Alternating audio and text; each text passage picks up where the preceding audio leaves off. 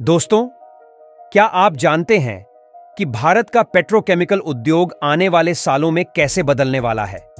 भारत, जो एशिया की तीसरी सबसे बड़ी अर्थव्यवस्था है, अब एक ऐसे दौर से गुजर रहा है जहां हर क्षेत्र में नई ऊंचाइयों को छूने की तैयारी हो रही है।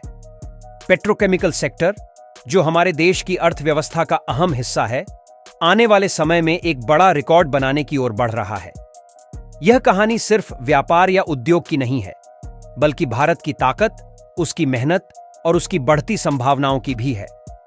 आज हम आपको इस उद्योग से जुड़ी वो बातें बताएंगे जो शायद आपने पहले कभी नहीं सुनी होंगी। भारत का पेट्रोकेमिकल सेक्टर, विकास और संभावनाएं। भारत का पेट्रोकेमिकल उद्योग अब नए कीर्तिमान स्थापित करने की ओर बढ़ रहा है। केंद्रीय पेट्रोलियम मंत्री हरदीप सिंह पुरी ने हाल ही में बताया कि यह उद्योग 2025 तक $300 बिलियन के आंकड़े को पार कर जाएगा, जो वर्तमान में $220 बिलियन पर है। यह आंकड़ा जितना बड़ा दिखता है, असल में उससे भी ज्यादा महत्वपूर्ण है। यह न केवल आर्थिक वृद्धि का प्रतीक है, बल्कि इस उद्योग में नए अवसरों के आने का भी संकेत है। 2030 तक यह क्षेत्र $1 ट्रिलियन तक पहुंच सकता है, जो भारत के आर्थिक विकास में एक बड़ा मील का पत्थर साबित होगा। यह प्रगति दिखाती है कि भारत अब वैश्विक बाजार में अपनी जगह पुख्ता करने के लिए तेजी से काम कर रहा है। भारत की वैश्विक स्थिति और योगदान। भारत वर्तमान में दुनिया का छठा सबसे बड़ा रसायन उत्पादक और एशिया में तीसरा सबसे बड़ा उत्पादक है। यह उपलब्धि हमें बताती है कि हम न केवल घरेलू स्तर पर, बल्कि वैश्विक बाजार में भी अहम भूमिका निभा रहे हैं। देश से 175 से अधिक देशों में निर्यात होता है और यह भारत के कुल निर्यात का 15% हिस्सा है। हालांकि भारत की प्रति व्यक्ति पेट्रोकेमिकल खपत अभी भी विकसित देशों की तुलना में कम है, लेकिन यही बात इसे और भी खास बनाती है। इस कम खपत का मतलब है कि देश में भविष्य में इसकी मांग बहुत तेजी से बढ़ेगी और नए निवेश के दरवाजे खुलेंगे। पेट्रोकेमिकल सेक्टर में निवेश, एक नई दिशा। सरकार ने इस उद्योग में अगले दशक में $87 बिलियन से अधिक के निवेश की योजना बनाई है। यह निवेश न केवल भारत को पेट्रोकेमिकल उत्पादन में आत्मनिर्भर बनाएगा, बल्कि वैश्विक पेट्रोलियम विकास का 10% हिस्सा भारत के पास आ सकेगा। नई PCPIR, petroleum chemicals and petrochemicals investment region नीति के तहत 2025 तक लगभग $142 बिलियन यानी 10 लाख करोड़ का संयुक्त निवेश लक्ष्य रखा गया है। इस नीति का उद्देश्य है कि भारत का उत्पादन और उसकी क्षमता तेजी से बढ़ सके।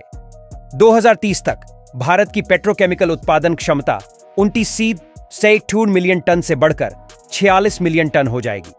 यह आंकड़ा साफ बताता है कि देश अपने उत्पादन को बढ़ाने और भविष्य की जरूरतों को पूरा करने के लिए पूरी तरह तैयार है। रिफाइनरी क्षमता में इजाफा, भविष्य की तैयारी। भारत की पेट्रोकेमिकल रिफाइनरी क्षमता भी तेजी से बढ़ाई जा रही है। 2028 तक यह क्षमता 255 MMTPA से बढ़कर 310 MMTPA हो जाएगी। यह न केवल घरेलू मांग को पूरा करने के लिए जरूरी होगा, बल्कि निर्यात बाजार में भी हमारी स्थिति को और मजबूत करेगा। हरदीप सिंह पुरी के मुताबिक भारत का पेट्रोकेमिकल सेक्टर 2040 तक $1 ट्रिलियन का आंकड़ा पार कर सकता है। यह आंकड़ा सुनने में जितना बड़ा है, उससे भी ज्यादा अहम है इसका मतलब। इस वृद्धि के साथ भारत न केवल आत्मनिर्भर होगा, बल्कि वैश्विक स्तर पर अपनी पकड़ को और मजबूत करेगा। सरकार की पहल और योजनाएं। भारत सरकार ने पेट्रोकेमिकल और रसायन उद्योग को बढ़ावा देने के लिए कई कदम उठाए हैं। इस क्षेत्र में PCPIR, petroleum chemicals and petrochemicals investment region नीति को लागू किया गया है, जिसके तहत 2025 तक बड़े पैमाने पर निवेश की योजना है। इसके साथ ही सरकार ने स्थानीय उत्पादन और निर्यात को बढ़ावा देने के लिए कई नई योजनाओं की शुरुआत की है। इसके अलावा सरकार ने इस उद्योग को हरित और पर्यावरण के अनुकूल बनाने के लिए नई तकनीकों का भी उपयोग शुरू किया है। यह कदम न केवल पर्यावरण को बचाने के लिए उठाया गया है, बल्कि इससे पेट्रोकेमिकल उत्पादन भी अधिक कुशल और सस्ता हो जाएगा। जैसे जैसे हम आगे बढ़ रहे हैं, हमारे उद्योगों की ताकत और मेहनत इस बात का सबूत है कि भारत का भविष्य कितना उज्जवल है। आपको क्या लगता है, क्या भारत इस लक्ष्य को हासिल करेगा? कमेंट करके जरूर बताएं और इस तरह के और भी रोचक वीडियो के लिए चैनल को सब्सक्राइब करें।